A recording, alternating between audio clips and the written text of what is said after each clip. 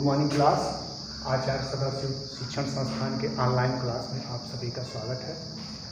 आज हम BLS second semester के विद्यार्थियों को सामाजिक अध्ययन विषय के अंतर्गत भूगोल विषय पहले टॉपिक की चर्चा करने जा रहे हैं, सौरमंडल। आइए देखते हैं सौरमंडल किसे कहते हैं, इसमें कितने ग्रह हैं। तो सबसे पहला प्रश्न यह है कि सौरमंडल किसे कहते हैं। तो सौरमंडल सूर्य और उसकी परिक्रमण करने वाले ग्रहों, उपग्रहों और उल्का पिंड और अन्य आकाशीय पिंडों को संयुक्त रूप से सौरमंडल कहते हैं। अब ये देखना है कि हमारे सौरमंडल में कितने ग्रह हैं, क्या है, इसकी स्थिति को आगे समझते हैं। किसने देखिए, ये हमारा सूर्य है।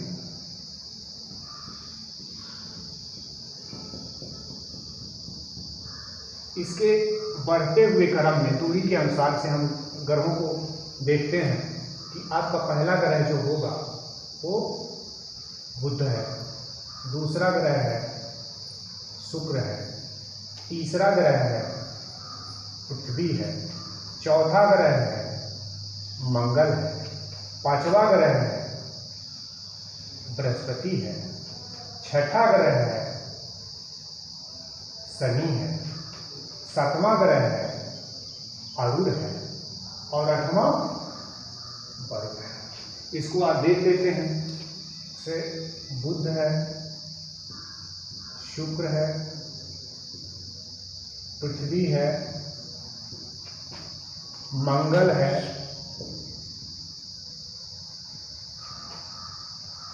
बृहस्पति है, शनि है, अरुण है, वरुण है। ये आपके पास जब पूछा जाता है कि आपके सौरमंडल में कितने ग्रह हैं, तो आपको 8 ग्रह है ये बताना है। 8 ग्रह है। आपके किताब में भी अभी भी 9 ग्रह दिखाई दे रहा है, वो गलत है, ठीक ना। तो उसको आप लोग बना लीजिएगा, क्योंकि आपके पास 8 ग्रह हैं। और ये देखा, इसमें जो प्रश्न आते हैं बहुत सामान्य से आते हैं, लेकिन थोड़ा थोड़ा गलती से व्यक्ति चूक कर गलत कर देता है। पूछता है कि सूर्य से सबसे नज़दीक का ग्रह कौन सा है, तो वो बुध है। और ये पूछता है कि सबसे दूर का ग्रह कौन सा है, तो फिगर से ही स्पष्ट है, वर्ग है। और ये पूछता है कि सबसे बड़ा ग्रह कौन सा है, तो ये आपका बृहस्पति है। सबसे छोटा ग्रह कौन सा है, बुध है। ऐसे ही पूछता है कि पृथ्वी के सबसे नज़दीक कौन सा ग्रह है, तो ये शुक्र है। और पूछता है कि जैसे मान लीजिए कोई वह कौन सा ग्रह है जिसके चारों तरफ से वलय पाया जाता है, तो वो शनि है। ये भी पूछा जाता है कि सबसे जो है अधिक जो है उपग्रह वाला ग्रह कौन सा है, तो बृहस्पति है। आइए ऐसे ही एक एक की चर्चा हम करते हैं कि जिसे देखिए कि जैसे हमारे जो ग्रह हैं या सूर्य है, सूर्य भी क्या करता है, चक्कर लगाता है अपने मंदाकिनी का। ये भी चक्कर लगाता है। ये लगभग 25 करोड़ वर्ष में एक चक्कर पूरा करता है। 250 किमी प्रति सेकंड के हिसाब से ये परिक्रमण करता है। अच्छा, परिक्रमण और परिभ्रमण में बहुत से समस्या उत्पन्न होती है कि लोग ये समझते हैं, वो उसको समझ नहीं पाते हैं कि परिक्रमण क्या है, परिभ्रमण क्या है। केवल उनको इतना स्पष्ट होता है कि 2 प्रकार की गति है, लोग लेकिन वो कंफ्यूज रहते हैं। आपको एक ऐसा जो है चीज़ बता दें, एक ऐसा कॉन्सेप्ट बता दें कि जिंदगी में आप भूल नहीं पाएंगे। कि जैसे ये कहा जाता है कि हम लोग जो है जब धर्म को जो मानने वाले कहते हैं कि अयोध्या जी का भ्रमण जो है परिक्रमा करने जाते हैं, तो अयोध्या जी का परिक्रमा करने जाते हैं, इसका मतलब ये हुआ कि कोई ऐसा अयोध्या एक जगह है, उसके चारों तरफ क्या करते हैं, लोग घूमते हैं, उससे उनका अपना जो भी है मानते हैं। तो कहने का मतलब ये हुआ कि यहाँ पर हमको स्पष्ट ये पता चल गया कि परिक्रमण का मतलब परिक्रमा करना। किसका? अब जैसे ग्रह है, तो ये ग्रह है तो तारे का परिक्रमा करेगा। तो यहाँ पर ये देखिए कि जो सूर्य है, सूर्य का अलग से चैप्टर आएगा, उसको विधिवत अध्ययन करेंगे। तो ऐसे ही ये देखिए कि जैसे ये बुध है, बुध भी क्या करता है, परिक्रमण करता है, परिभ्रमण करता है। तो एक एक ग्रह को अगर हम देखें तो ये पाएंगे कि बुध का जो सबसे अधिक जो है वो इसके करेक्टर में पाएंगे कि सबसे कम समय में कौन सा ग्रह परिक्रमा करता है, तो वो बुध है, सबसे कम समय में परिक्रमा करता है, ठीक ना।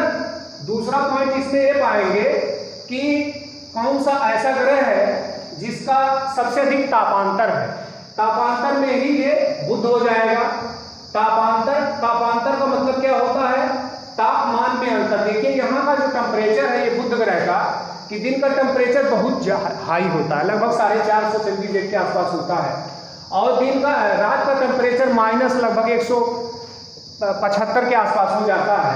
तो लगभग इससे 600 सेंटीग्रेड इसका तापांतर हो जाता है। मतलब अन्य सभी ग्रहों में सबसे अधिक तापांतर वाला ग्रह अगर पूछा जाता है तो वह बुध है। तीसरा पॉइंट ये है कि इसका कोई उपग्रह नहीं है, कोई उपग्रह नहीं है,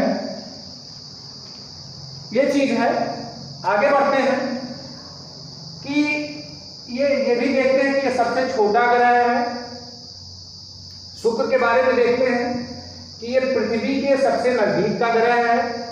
अच्छा, दूसरी चीज ये है कि इधर सूर्य के दूरी के हिसाब से देखेंगे तो दूसरा सबसे दूर वाला ग्रह है, नजदीक वाला ग्रह है। इसमें अगर करेक्टर पाएंगे तो इसका टेम्परेचर सबसे अधिक होता है। तो सबसे अधिक अगर पूछा जाए कि सबसे अधिक तापमान वाला ग्रह कौन सा है, तो वो शुक्र है। तापांतर वाला ग्रह अगर पूछा जाएगा तो आपका बुध है तापांतर, लेकिन अगर ये पूछा जाएगा कि सबसे अधिक तापमान वाला ग्रह तो ये शुक्र है। शुक्र के पास भी कोई उपग्रह नहीं है, कोई उपग्रह नहीं है। इसका एक और कैरेक्टर है कि इसको पृथ्वी की जुड़वा बहन कहते हैं, और दूसरे ये दोनों ग्रहों के सुबह और शाम का भोर का तारा भी कहते हैं, क्योंकि ये पृथ्वी से सब नजदीक हैं तो ये दिखाई देते हैं। अगला हमें देखेंगे पृथ्वी को, तो पृथ्वी का अलग से चैप्टर उसको हम बाद में पढ़ेंगे, लेकिन ये जान लें यहाँ कि पृथ्वी के पास एक उपग्रह है जिसका नाम चंद्रमा है।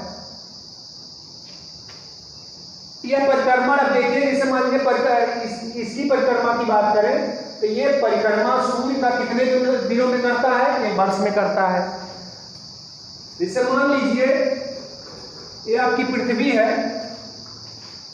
और ये आप, हालांकि ये छोटा है सूर्य, इसको मान लेते हैं, तो परिक्रमा का मतलब, परिक्रमण का मतलब ये हुआ कि जैसे सूर्य है, हालांकि यहाँ हम स्थिर कर रहे हैं लेकिन सूर्य भी स्थिर नहीं है, वो भी किसी का परिक्रमण करता है, लेकिन मान लेते हैं कि 1 मिनट के लिए स्थिर है। तो ये जो हमारी पृथ्वी है इस तरह से अगर ये कर रही है तो ये परिक्रमण है, ये परिक्रमण है। और अगर इस तरह से कर रही है तो ये क्या है, परिभ्रमण है।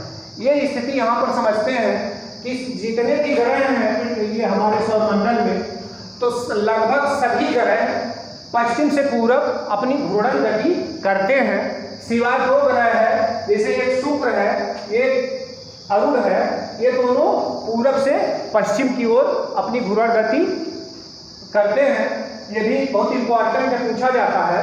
पृथ्वी के बाद में आते हैं मंगल पे। मंगल अगर दूरी की बात करें तो ये पाएंगे कि ये सूर्य से दूरी 4थे स्थान पे है, और अगर इसको देखें तो इसके कैरेक्टर में इसे लाल ग्रह कहते हैं, लाल ग्रह के नाम से इसको जाना जाता है। और इसके पास 2 ग्रह हैं, 2 ग्रह हैं इसके पास, फीबोस, डीमोस। और उसके बाद में आते हैं बृहस्पति पे। बृहस्पति हमारे पूरे सौरमंडल में सबसे बड़ा ग्रह जो है बृहस्पति है, और इसके पास जो है ये है कि बड़ा होने के कारण इसे गॉड ऑफ प्लैनेट के भी कहते हैं। और इसके पास सबसे अधिक उपग्रह भी है, लगभग 70 से 72 उपग्रह हैं, उपग्रह जो है 70 से 72 हैं। इसका जो सबसे इम्पोर्टेंट उपग्रह है यूरोपा है, यूरोपा नाम का उपग्रह है, बृहस्पति का है, बहुत इम्पोर्टेंट है। और इसके कैरेक्टर में ये भी जान ले कि पूरे हमारे सौरमंडल में सबसे अधिक अगर घूर्णन गति मतलब सबसे तेज गति करने वाला ग्रह है तो ये बृहस्पति ही है। आइए हम बात करें शनि की, तो शनि में ये देखेंगे कि शनि जो है ये एक ऐसा ग्रह है कि जिसके चारों तरफ से वलय पाया जाता है, और ये वलय की संख्या भी कभी कभी पूछ लेता है, वलयों की संख्या 7 होती है। अच्छा, दूसरी चीज ये है कि ये पूरे सौरमंडल में इसका घनत्व तो सबसे कम है, लगभग है 0.7 के आसपास है, और जबकि सबसे अधिक अगर बात करें तो पृथ्वी की होती है। इसमें इसके उपग्रहों की संख्या जो है वो लगभग 62 के आसपास है। और दूसरी चीज ये है कि इसका एक इम्पॉर्टेंट जो उपग्रह है उसका नाम टाइटन है, ये भी बहुत बार पूछा गया है। और इसके बाद में आते हैं अरुण पे। अरुण ये देखने में, ये दूरी के हिसाब से देखें तो ये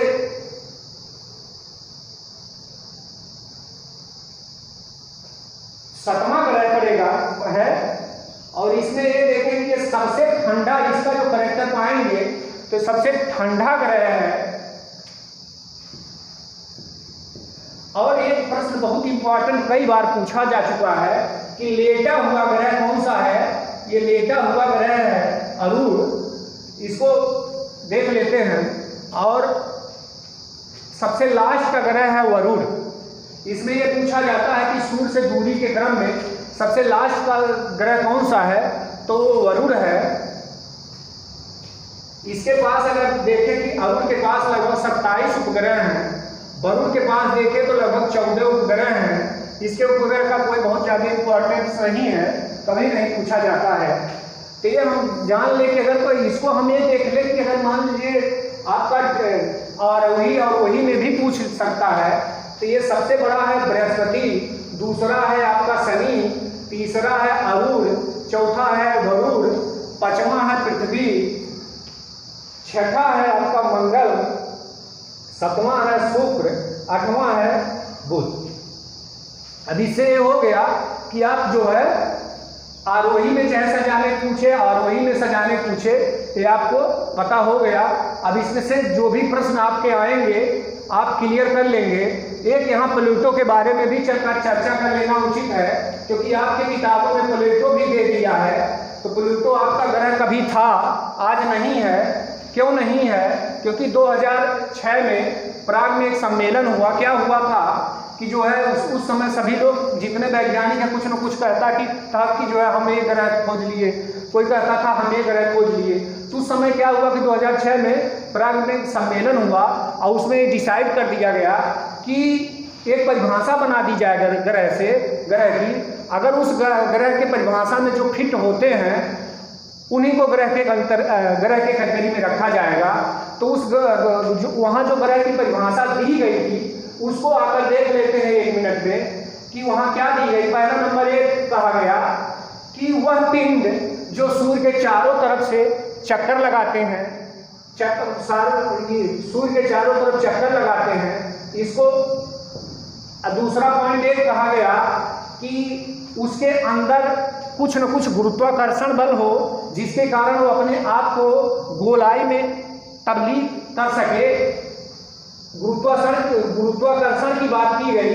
और तीसरा जो पॉइंट था कि ये कहा गया कि कोई भी ग्रह अपने जो है रास्ते को साफ सुथरा करे, उसका जो रास्ता है कोई दूसरे ग्रह से मतलब टकराए न, उसके रास्ते में इधर उधर न आए।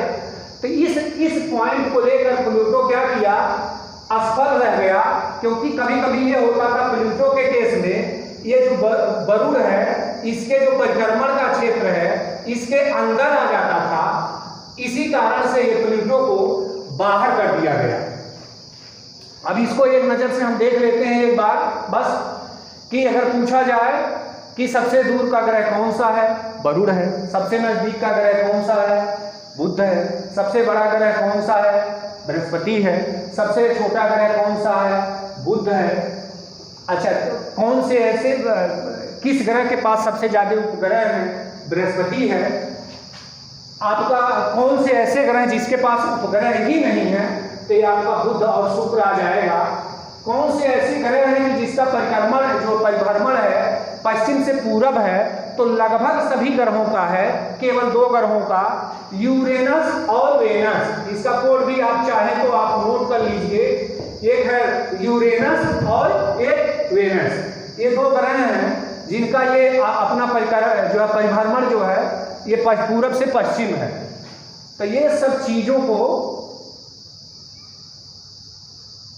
हम सौर मंडल के अंतर्गत अध्ययन करते हैं।